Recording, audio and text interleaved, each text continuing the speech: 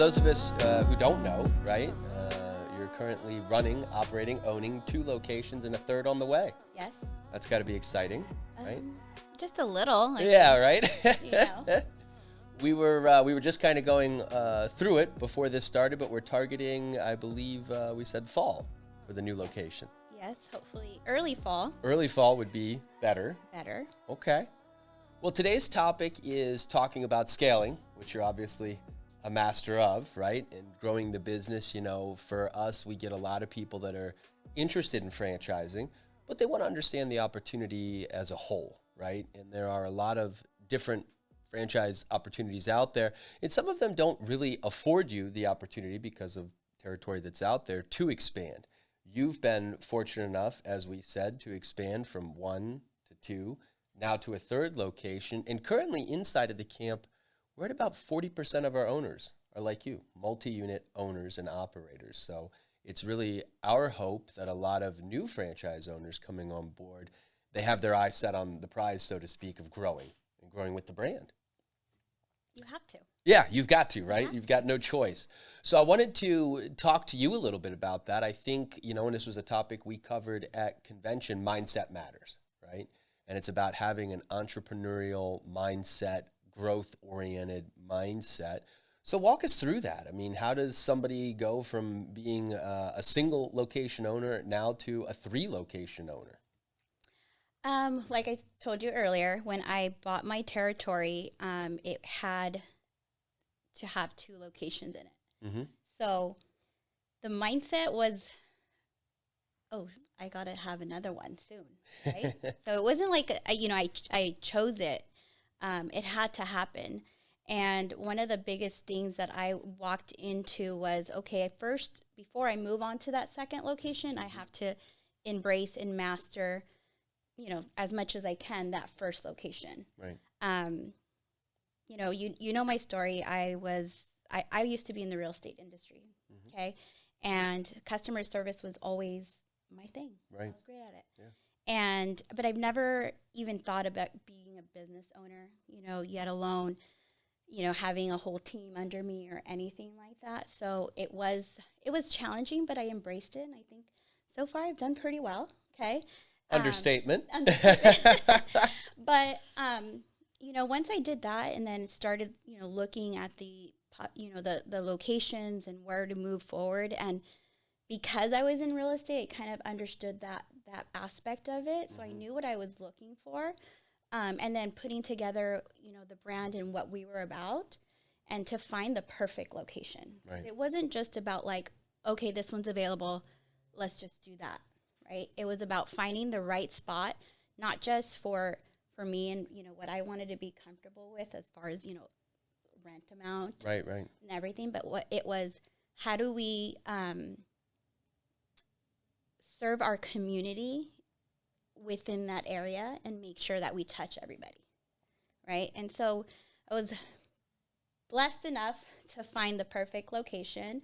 It wasn't too big, it wasn't too small, but it's worked for the last 2 years. So, well, I'll go on record as saying that downtown Long Beach, one of my favorite clubs. I came for the grand opening. I remember we worked outside, and I absolutely love the space. And I think a lot of people, when they get into that position of I'm looking for real estate, sometimes it can take some time, and they get antsy, and then they're almost willing to settle. And I think that that's the wrong attitude, right? You really want to focus on getting a good space, something that's going to represent the brand, allow you to grow in the community, but also service the community, like you said too. That downtown that space is great. You've got lots of restaurants there, lots of foot traffic there. Yeah. People start coming through at 6 a.m. in the morning, and they don't stop until 7 or 8 at night. Correct. Right? So I think it's fantastic, and you've just acquired space and permitting for the 3rd location in Norco. We can say that, right? Yeah, we don't want to ruin the surprise. 3rd location coming to Norco, and we expect construction to start soon. Yes. Yeah. And so take us back to the beginning, because you took over an existing territory with an existing club. Yes. And you mentioned, okay, I really wanted to master the business, the brand, before expanding. What are some of the things that you had to learn, you think?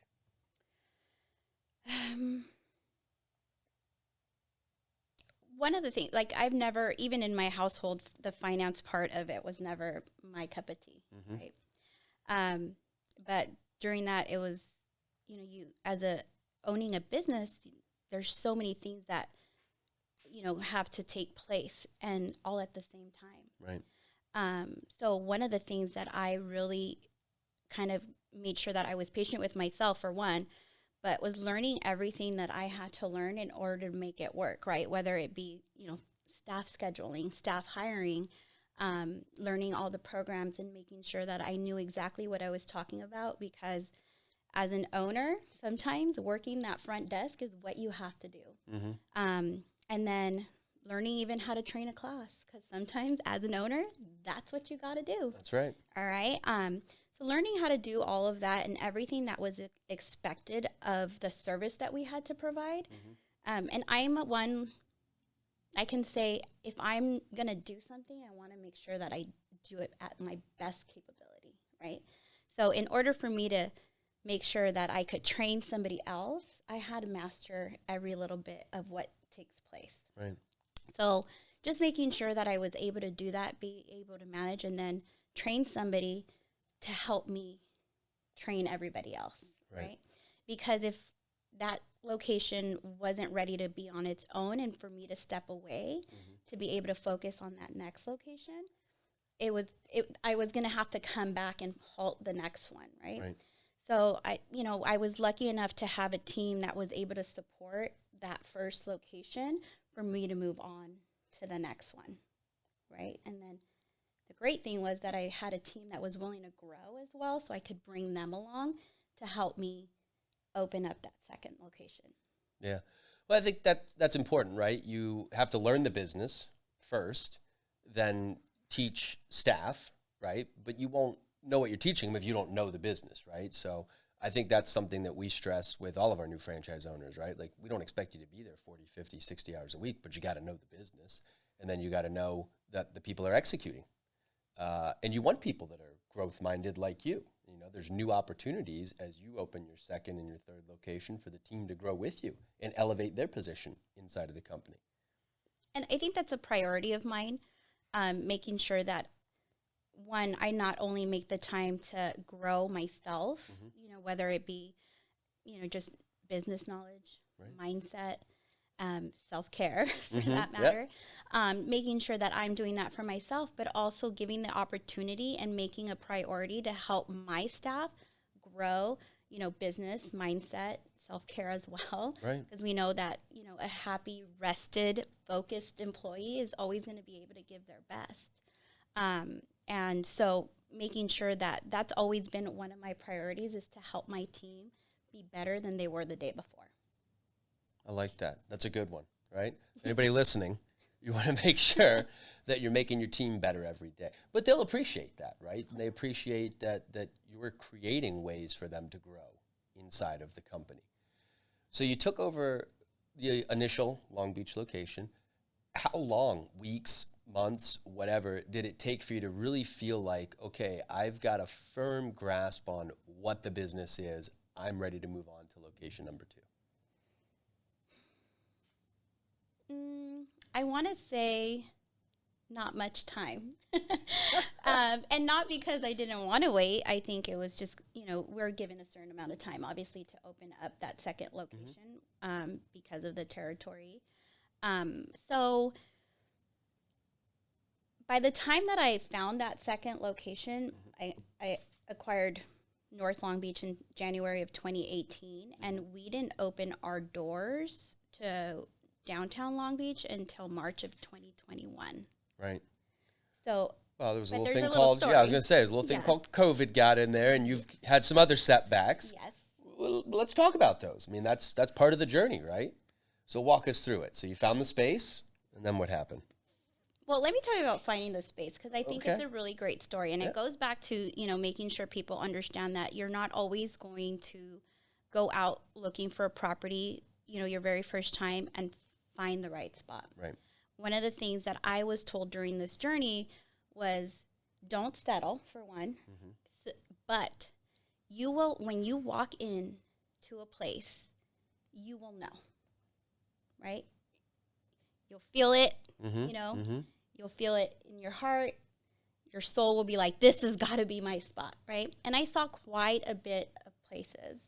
And one of the things that was scary was the amount of rent that had to be paid, you know. And so that's something that was always in my, you know, the front end of the decision that I was going to make. Right. So when I found the location, I was like, this is it. Like, I felt it. It, like, made my hair stand. And we went through negotiating, and the music was a little bit of an issue, so we did sound testing. Okay. And then I get the big fat no. No. I got the big fat no. So we walked away, and we kept looking. About 2-3 months later, I couldn't find anything that made my hair stand up. So I told my realtor, I said, hey, can you go back to that property and just see? And she called that realtor, and the realtor said, the landlord wanted me to call you guys too. Oh, wow. Yeah. So It was meant to be. it was meant to be. There you go. We came back, you know, negotiated. Yep. He understood what we were doing. Yeah. And he also wanted to know about me and my mission, the brand and what we were about. And he loves it. Like, he comes and sees me at least once, twice a month. And he's like, God, I love seeing all these people coming in and out. So we made it happen, you know, and that's one of the things, like, if it's meant to be, it will be. Right. Patience, for one. Yeah. And so, you know, it's been history since then, and we have a great landlord. We're in a great area. I couldn't ask for anything else. So you went from a no to someone who sees you twice a month and loves it every time they come. Yes. So we signed our lease February 1st, 2020. Oh, okay. Very good. Started build out, submitting plans. We're on our way. Yeah. We're going to open April. Mm-hmm.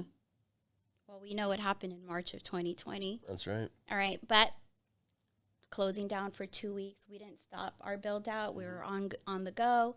We were ready to go. And then, you know, 2 weeks turned into 30 days. Yeah. A little bit longer. So just to make sure that I protected myself, protected, you know, my assets, my family, we actually halted on the build out. We were almost done. Everything was ordered. It was just a matter of like, okay, let's just hold on to see where this is going to go, because we were going to have to start paying rent soon. And so we started back up again, because we're like, okay, June 15th. Right. We're going to open up. So we're going to be ready. And a lot of you guys know what happened May 31st, 2020. Downtown Long Beach was hit with, you know, the violence of the riots and the looting. And unfortunately, my location was a victim of it. Yeah.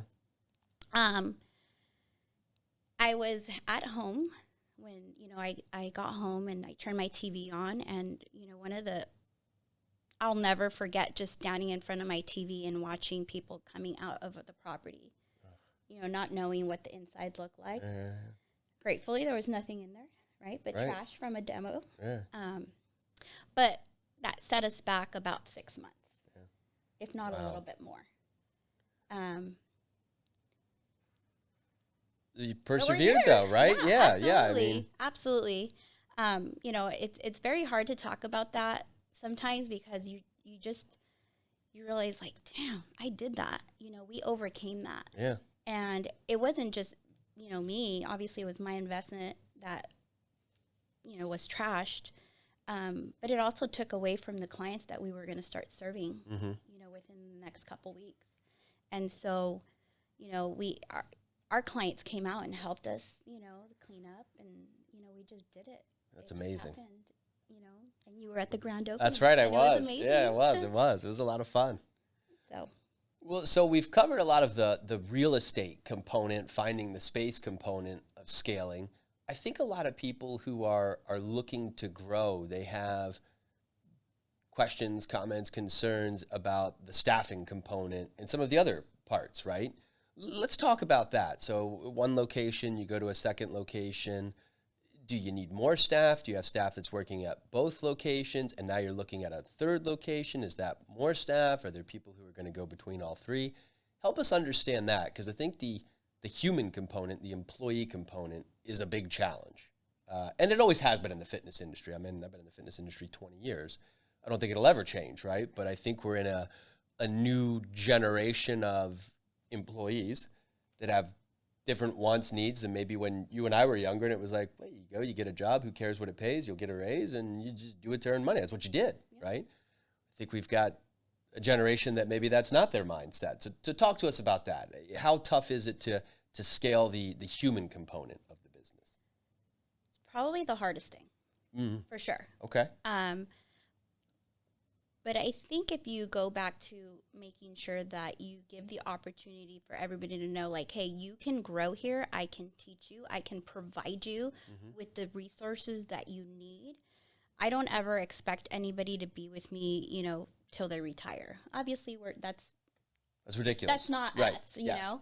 But I do like to think that we are a stepping stone to, you know, bettering the team that we do have, regardless of whether, you know, they're in school and this is what they're doing at the moment, or, you know, and I've had 2 of my trainers actually be trainers and then buy their own camps. That's right. Move on to ownership. Exactly. So, you know, I take some pride in knowing that, you know, they had come to me and ask questions and, hey, is it really worth it? You know, of course it is. Absolutely.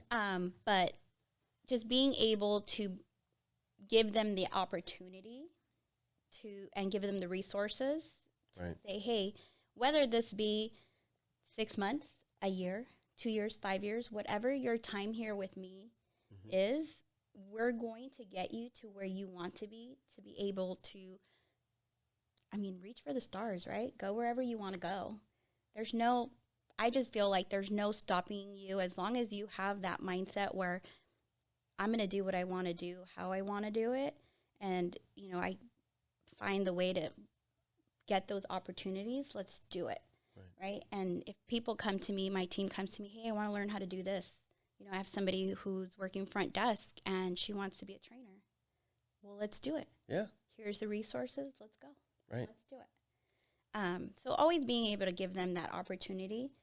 You know, sometimes, like you said, we might not.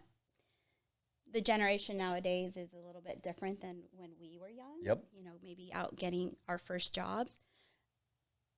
And I've come to realize that we can't change their mindset. We actually have to change ours. Yeah. You know, because regardless, as an employer, we still need employees. That's right. You got to create an opportunity that's appealing to them. Correct. So how do you do that? I'm going to tell you, I'm still trying to figure it out. Still learning. Okay. But definitely, you know, learning from them as well. I want to be able to ask them, you know, what their goals are, their aspirations, and most importantly, how they think, what is their mindset of how they're going to get to their goals. Okay. Right? Because everybody can say, I can be you know, my son, he says, I want to be a professional baseball player. Okay, well, what are you going to do to get there? Right. Right? What are the steps? You know, my front desk, I want to be a trainer. Okay, well, what are you going to do to get there? Right. So always, you know, helping them question themselves and creating that path to their goal. Have I gotten it? Like, you know, to tell you, hey, this is how you're going to create a really hard worker, committed, ambitious. You know, it has to be on them, but being able to give them the resources, obviously, is always going to be key. Well, giving the resources and letting them know that you support them, too, right? Yes. Like, you're in their corner. And I think, you know, you said it earlier, we don't expect them to die or retire with you, right? And that would be foolish. So even if their goal is to go on and do whatever, how does this fall into that, right? Maybe you acquire these skills here, management skills, leadership skills. It could be other things, right? So I think we've given a good foundation, or at least ideas of ways, practical ways that people can follow up on scaling the employee aspect of it. What other things change when you go from 1 to 2 to 3 locations? Are there behind the scenes things like bookkeeping that gets more complicated, taxes, anything like that we could think of, computer systems, I don't know. anything like that that maybe an owner should be thinking about? And maybe we've even got owners listening now that are at one location and they're not sure if they're ready for a second location. Or is there anything operationally that would change for them, or maybe different, more responsibilities they would take on? So I think my answer to that would be, one, having a team behind you, whether it be a great CPA, a great manager, a financial advisor, whatever it is that you feel like you need, and that is going to meet your needs and how you do business and what your essentially future goals are to help you get there. I'm going to say it's going to cost you a little bit more money because it's another location you're going to add to. So just making sure that you understand that with, obviously the more opportunity that you're creating for yourself, that risk taking in like another location, you're obviously going to add more expenses. But just setting yourself up, okay, this is my operating, this is how I'm going to operate this one. Just copy and paste, okay? And don't be afraid to delete and rewrite it. It's okay, right? Because your locations are not always going to run the same. Teams might be a little different. So, managing one might be easier than managing the other. Fortunately for me, the two Long Beach locations share quite a bit of staff as well. So we're able to do trainings together all at once. And, the coverage helps out because they're not far from each other. So they can, drive from one location to another. So that's always, obviously helpful. But keep it consistent. Don't try to rewrite it. Especially because this brand has been amazing with, setting you up with, hey, this is the program. This is how you run them. Here's, trainings on how to sell and what to say and all this stuff. There's no need for us to rewrite anything. Just do it. You're given all the tools. So it's just duplicating that at the new location the way you did in the other one. Yes. Now, Norco is going to be different. Well, I was going to ask you. Okay, I was going to say, where are we at with the Norco? You haven't hired staff yet, obviously. No. But it is 40 miles away from the other two locations, so obviously sharing staff is not too much of an option. I do have, I believe, one trainer that is going to be at that location as well, but it's just the way it works out for her. But, having to hire again, we already did that with downtown, so we already know, we set up like a little job fair and have people come in for quick interviews. We'll call them in for maybe a second, maybe third interview and go from there. And I gave myself enough time to train them to make sure that once opening day came, everybody was good to go. Training is always consistent. You're doing it over and over again. But I wanted to make sure that once day one came, everybody was ready to go. So, when you hire for Norco, will you have them work at your other two locations before it opens? I don't know that anyone wants to make a 40-minute drive to Long Beach. I mean, maybe we could make a field trip of it. Yeah, okay. I don't know. Well, and that would be, hands-on is always going to be better than, sitting down and just kind of telling them how it should be done. Right.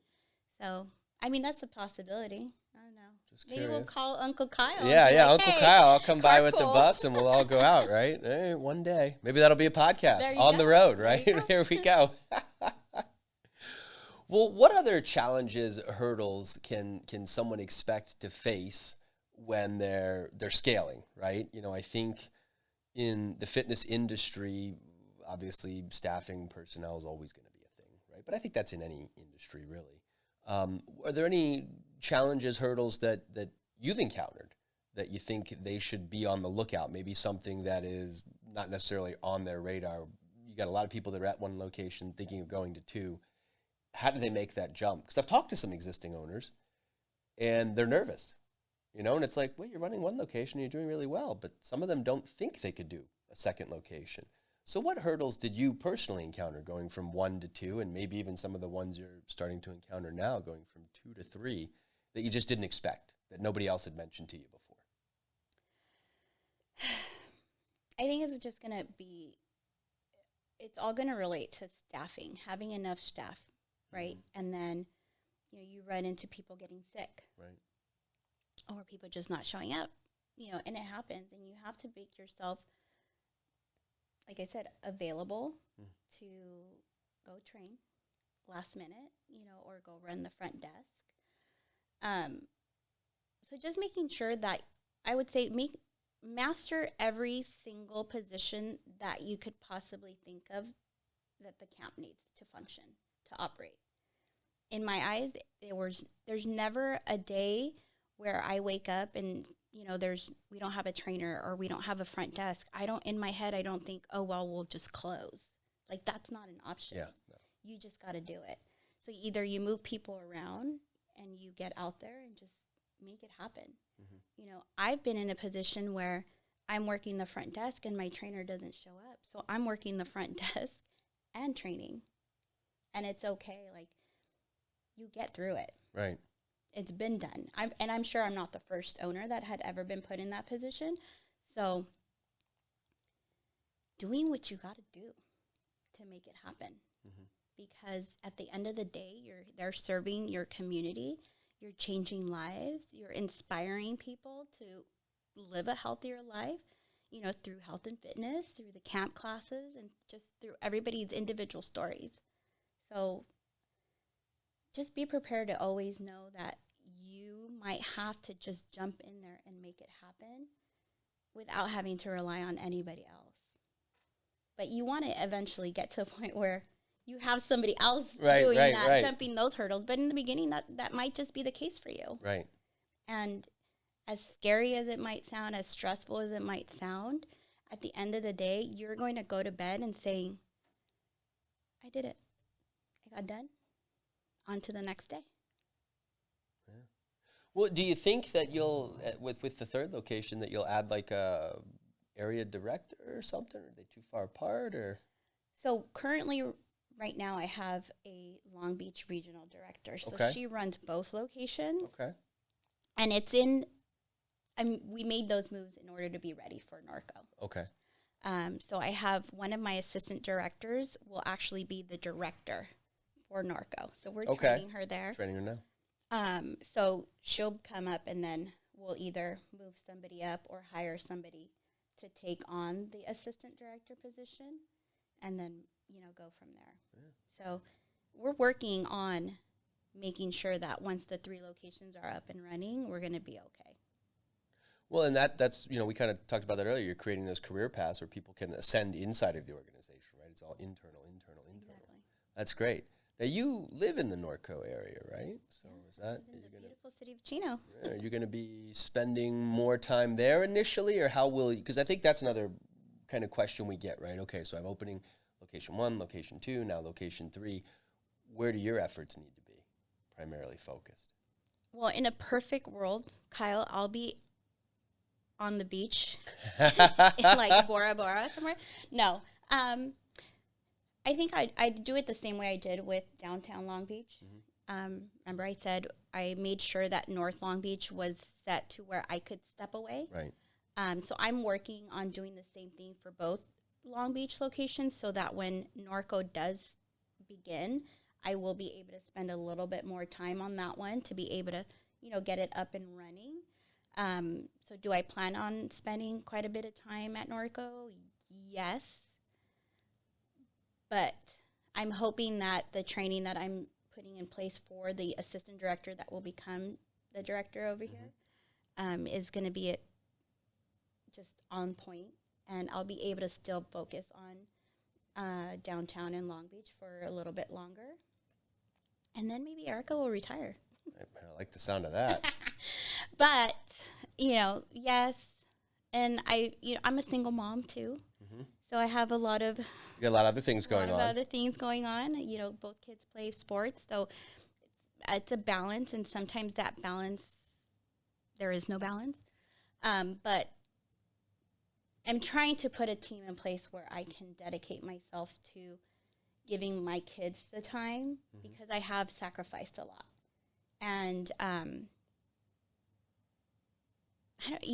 Long Beach is where it started. And although Norco will be, another ground up, I feel like it's so close. It won't really take that much time for me because I could literally 25 minutes. I'm there, and do what I got to do.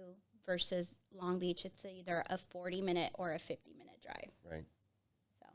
So you can put out fires a lot faster at the new one. Okay, very good. Well, we focused a lot on staffing. Let's kind of look at the business side of it, right? Because I think, a lot of times owners are curious as to, okay, I'm opening a new location, then I open a second location, how do those revenues increase, right? To where they're, you're not kind of robbing Peter to pay Paul, so to speak, right? You're not draining resources from location one to offset location two. How did pre-sale go? How did revenue ramp up? How long did it take you to hit break even without specific numbers, but just, ballparks of what someone can expect if they're driving sales the right way? So for downtown, we didn't have the pre-sale, That's right. We weren't doing that. We weren't doing that yet. So for downtown, it was literally my director and I sitting outside making calls. We fortunately had North Long Beach, where we were getting all these leads, and a lot of these people were in the south part of Long Beach that weren't willing to drive up to North Long Beach. So we already had a good amount of people that were just waiting, right? So we already knew who to hit as far as the leads that we already had. And because downtown Long Beach is in such a great populated area and it's still growing, people literally walk up to the door, and so you get a lot of walk-ins. They hear the music. Yeah. They see the party. They always see what's going on. Like, what's going on in here? So it was a lot of that, a lot of very organic, finding these leads, signing them up. And because we weren't open yet, we really didn't have, like, hey, this is what classes look like. But we did send a lot of people to the North Long Beach location to do trials. So that was something that was, we had in our favor. Right. I am excited to try out the new pre-sale, stuff. So I'm excited for that. I don't know. I don't have all the details of how that's going to go yet, but I'm sure we're going to kill it. Yeah. We're excited. I don't doubt it. I think right now we've got 5 or 6 clubs that are doing it, and a lot of them are pacing for over 150 members when they open. So, I mean, that'll be... Count us in. Yeah, right? Yeah, maybe you'll set the new record, right? Just put it out there. Well, I think that's pretty good too. But you're right; it does make a difference, right? Because the reoccurring monthly membership is the bulk of the revenue. That's the value of the health and fitness business. And so I think rightfully a lot of people are concerned: how long does it take to build that number up? Most people, working off of a loan, they've got a little bit of working capital, a couple months, and so they want to better understand that, right? Sounds like you had the advantage of being able to sign people up, send them to a neighboring location to try out workouts, so they knew what the program was about, and then you were able to just capitalize on that. We'll have to check back in with you after Norco to see what strategies you used for the new club. And, going back to that, when I started, the monthly revenue wasn't really our biggest focus, right? We were into the challenge, right? The 6-week challenge. Yeah. And that was like, oh, we got to get like 180 challengers. And so time has, had us shift. And now we realize like, hey, those monthlies are what our goal is. We got to get that up. Because once you cover your rent and your payroll, everything is everything else coming in. It's like all the little things, right? Right. And so it makes it easy for you to kind of focus on, okay, this is what I need to get in minimum on the first of every month. And then from there, it's like hustle, right? Make it work. But now it is different for us. And we are focusing on that. We're looking for more long-term clients versus like, hey, come sign up for the 6-week challenge. So the fact that we're able to do that now versus where I was when where the company was when I first started, I think that's just going to be even more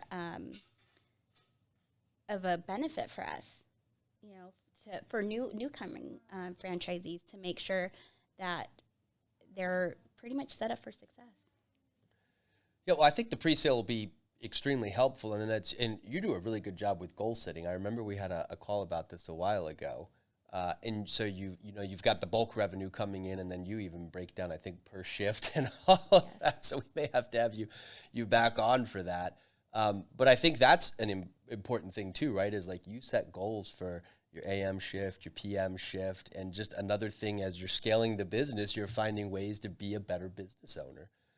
And I think that's really exciting too, right? And it's, as you said, now we can focus on supplement sales and all these little other incidentals that drive the monthly volume that much higher, right? And the more members we have, the more people there are to do those things. So to purchase elite training, one-on-one personal training, supplements, to get involved in members-only programs and things like that, right? Yes.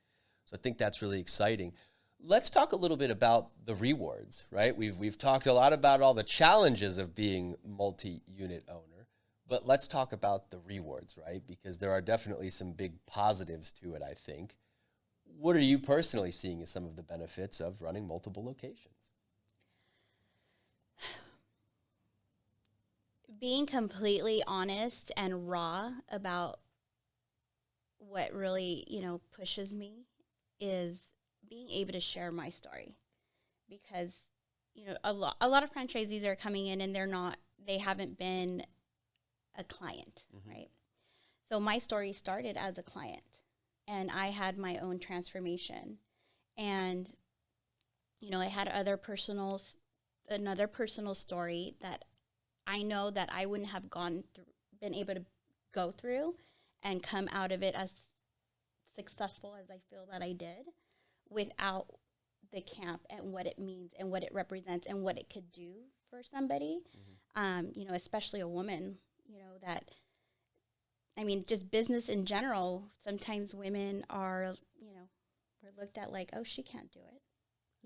Well, not here. We got a lot of boss. Yeah, in the camp, we got a lot of boss babes running business around here. And I remember right before I left to start working for the camp, the boss that I left that company for, I remember his words. He said, not everybody is cut out to really, hustle.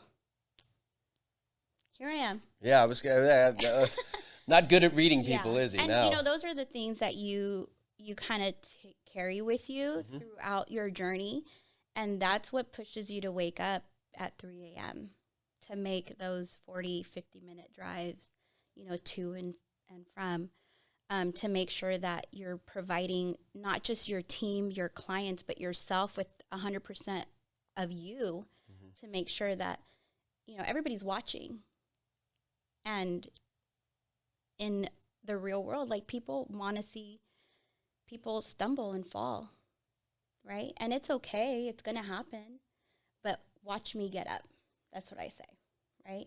Because I'm not perfect. I've made mistakes, whether it be business, staffing, anything else, but it's the way that I'm going to respond to that versus reacting. Yeah. And that's a big lesson that I've learned throughout this journey. And I share that with my staff, especially the ones who, inspire to buy their own camp or have recently, gone into ownership. We go off of emotions sometimes, and those can be technically deadly, right? So I've learned to always take a step back, whether it's anger, even happiness, sadness, or whatever. I always take a step back, and I tell myself I have to respond to this situation, to this emotion, versus reacting, because reaction can come in a second, and it could make things worse. Right? And that's not who we want to be. We want to make sure that we are able to respond in a way where everybody's like, wow, she took that very well. Right.